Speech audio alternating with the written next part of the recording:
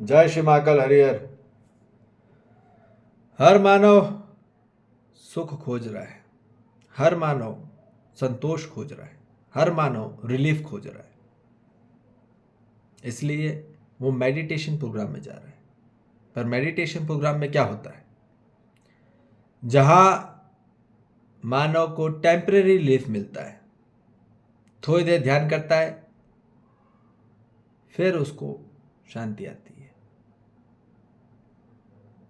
मतलब थोड़ी देर isolation space में चले आएगा, अपने आप को आइसोलेट करेगा, सबसे दूर होके एकांत में ध्यान आएगा उसको। दूर कहीं जाके शांति वाली जगह पे उसको ध्यान आता है, तब उसका ध्यान केंद्रित होता है। फिर वापस यदि वही परिस्थिति में जाता है तो वो परेशान हो जाता है। तो इसलिए वो सेंटर पे रहता है, वो घर ही नहीं आता। घर से परेशान होके कहाँ गया? वो सेंटर में गया, एक आइसोलेशन स्पेस में गया। बस यही मेरा सुख है, यही मेरी शांति है। टोटली वर्चुअल स्पेस में आ जाता है, वर्चुअल एग्जिस्टेंस प्रोग्राम में आ जाता है, जहां मानव अवॉइड करता है, अवॉइडेंस विजन पर रहता है। अवॉइड करके उसकी दृष्टि रहती है,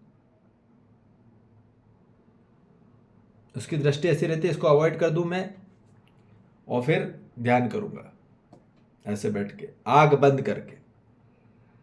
आग बंद करके कोई आज तक समस्या गई है? जिनको भी क्रोध आता है, गुस्सा आता है, वो बस ध्यान करने जाते हैं, तो उनको लगता है कि अब मैं स्थिर हो गया हूं। ऐसा बिल्कुल भी नहीं है। यदि बार बार ध्यान करना पड़ रहा है तो परमानेंट काम नहीं हुआ। बार बार यहां अग्नि बढ़ जा रही है और उस अग्नि को बुझाने के लिए ध्यान करना पड़ रहा है। वो बार बार फिर सुलग जाती है, फिर ध्यान करने जाता है, फिर सुलग जाती है, फिर ध्यान करने बैठता है।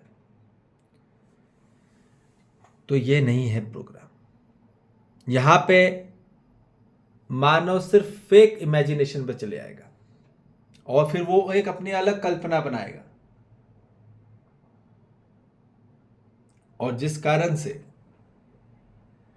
आंतरिक से परमानेंट सुखी नहीं हो पा रहा, वो भ्रमित में है, आंतरिक में भयभीत होके अपनों से दूर भाग के मानव ध्यान करने जाता है।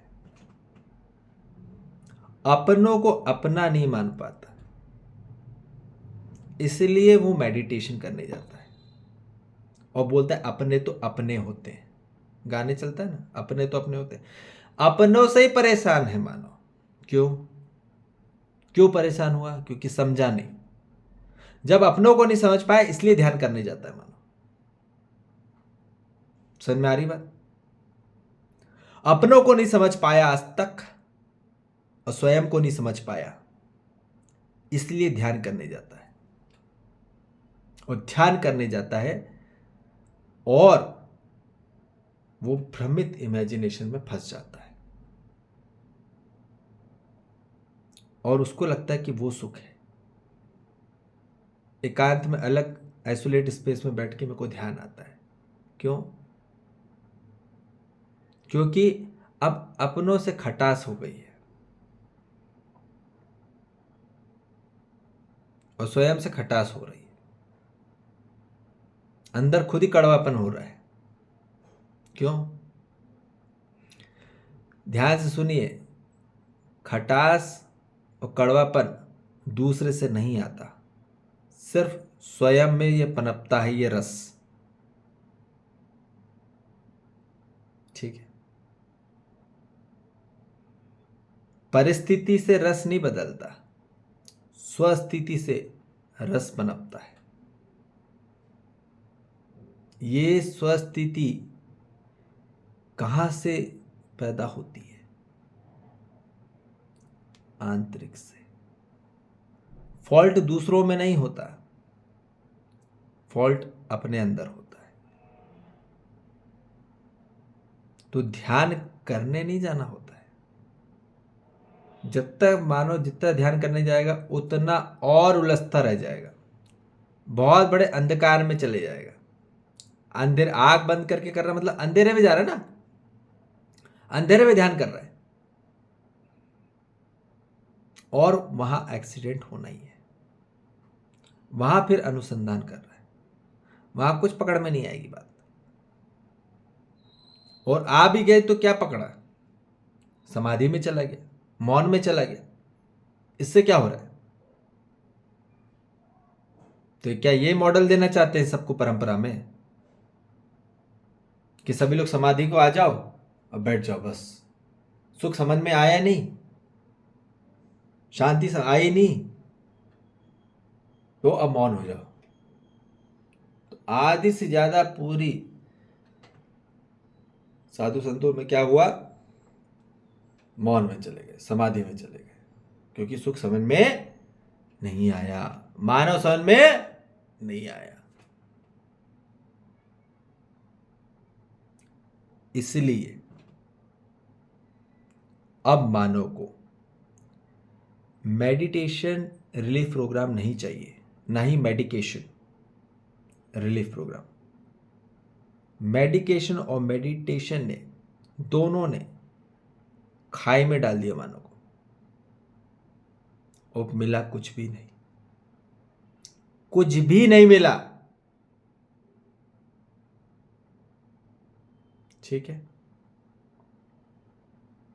तो अब आंतरिक से मानव को दृष्टि खोलनी होगी, आंतरिक की आंखें खोलनी होगी, और वो होगी सिर्फ एजुकेशन बिलीफ प्रोग्राम से। यहां परमानेंट यूनिवर्सल लॉ पे बात होगी, जहां मानव वास्तविकता को और सत्यता को जान पाएगा, पहचान पाएगा, उसमें सहज स्वीकृति होगी, और सहज स्वीकृति होके अस्तित्व के संबंध को निर्वाह करेगा, निरंतर कंटिन्यूंस में आएगा। अवॉइडेंस नहीं, कंटिन्यूंस करेगा, कंटिन्यूंस विजन पे होगा। जहां समझ आई वहां कंटिन्यू रहता है, जहां समझ नहीं आई वहां डिसकंटिन्यू हो जाता है, बात निश्चित है। यहां समझ का कार्यक्रम है, ज्ञान का कार्यक्रम है, जागृति का कार्यक्रम है। जिसको समझना है, जिसको ज्ञान प्राप्त करना है, जिसको जागृति प्राप्त करना है, यह पूरा कार्यक्रम है। ठीक है, और कंटिन्यूस विजन के बाद ही मानव की आंतरिक से आंखें खुली होती हैं, और उसी के बाद ही मानव को सही रियलाइजेशन पकड़ में आता है कि क्या है अस्तित्व का रियलाइजेशन। फिर होती है घटित घटनाएं, फिर असली ज्ञान प्राप्त होता है, और वही रियल एग्जिस्टेंस प्रोग्राम है, और यही को एग्जिस्टेंस प्रोग्राम है। तो अब जान लो, अब मानव को इस एजुकेशन प्रोग्राम में आना ही होगा। अस्तित्व के एजुकेशन प्रोग्राम को पढ़े बगैर मानव कभी सुखी नहीं हो सकता, जन्मों जन्म लिख लो।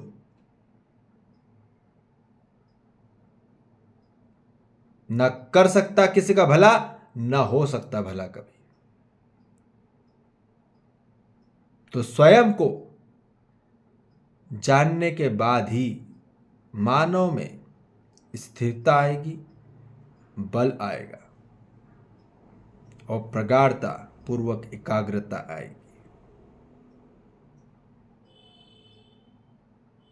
होश आएगा, बोध आएगा। फिर वो स्वतंत्रता है और मानव में विश्वास आएगा। वही एजुकेशन सही है जो एक्चुअली में विश्वास दिलाए। ये भ्रमित एजुकेशन नहीं जो काम नाम दाम के लिए पीछे भगाए। आज आदमी सबसे ज्यादा पैसा बर्बाद करता है सिर्फ बेवकूफी एजुकेशन को पढ़ने के लिए और भ्रमित।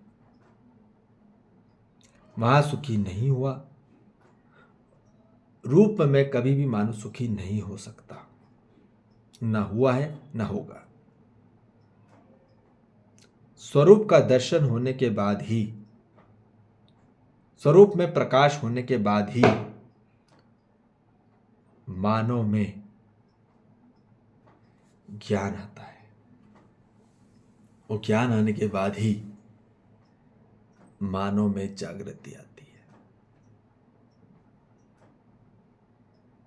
तभी मानव में विश्वास आता है और यही आत्मविश्वास है। जब तक आत्मा का प्रकाश नहीं आएगा, आपके अंदर नहीं जलेगा, तब तक अंदर में अंधेरा ही रहेगा। तो इसलिए अब आपने अंदर में आंतरिक प्रकाश चाहते हैं विश्वास का, तो एजुकेशन में आना होगा। और यही कार्यक्रम है हर मानव जाति का, और हर मानव जाति को हम सुखी इसी से कर सकते हैं। और यही असली उद्धार है, और यही असली उपकार है, और यही असली परोपकार है। हर मानव को इसी से उपकार करना है, समझ ज्ञान जागृति से। तभी कल्याण होगा और तभी कल्याणकार हो पाएंगे हम। ठीक है जी। जय श्री महाकाल। हरिहर।